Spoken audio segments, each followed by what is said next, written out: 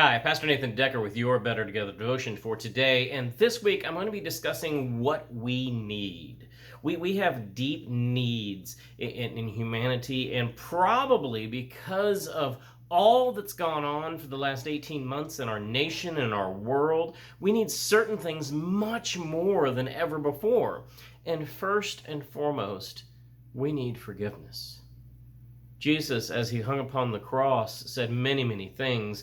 One of the things he said that has been cherished by me and countless other Christians for centuries is, Father, forgive them. Father, forgive them. They don't know what they're doing. In that one moment, in that single moment, he offered forgiveness to all humanity for all time if we will receive it. And that's what I want to speak about today, is receiving forgiveness and truly offering forgiveness. I heard a story one time about two Vietnam POWs who had been held in captivity and tortured and brutalized. And they came home, and as they were meeting and sharing a drink with one another one day, the one POW looked at the other one and asked, "Have you forgiven your captors yet?" And the other one said, "No, no, don't you remember what they did to us? Don't you remember how horrible it was? No, I will never forgive them." And then the other POW turned to him and said, "Well, then they still have you in the cage." You see, forgiveness is release. Forgiveness says that I am not going to pull the knife out of my back that you stuck there and use it to hurt you. Forgiveness says that I am going to release my ability to overpower you, my ability to hold something against you.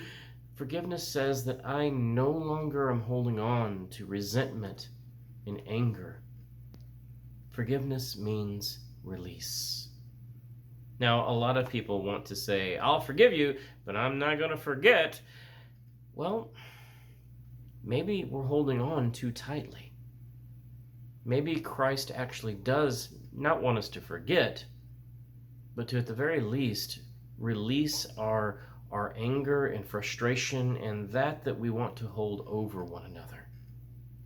Too many times in our world, we don't truly offer this release that God's forgiveness and grace is supposed to empower us to be able to do. One of my favorite songs out of the United Methodist Hymnal is "Freely, Freely." Freely I've been forgiven, and freely I forgive.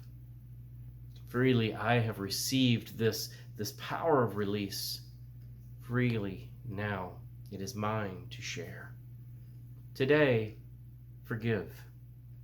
Get release by spending time in prayer and sharing with God all that you have that's been bound up and tied up. And you'll find that God will loosen it when you offer forgiveness. Forgiveness that comes from the cross. Forgiveness that comes from Jesus himself. Forgiveness that gives us release so that we can be better together.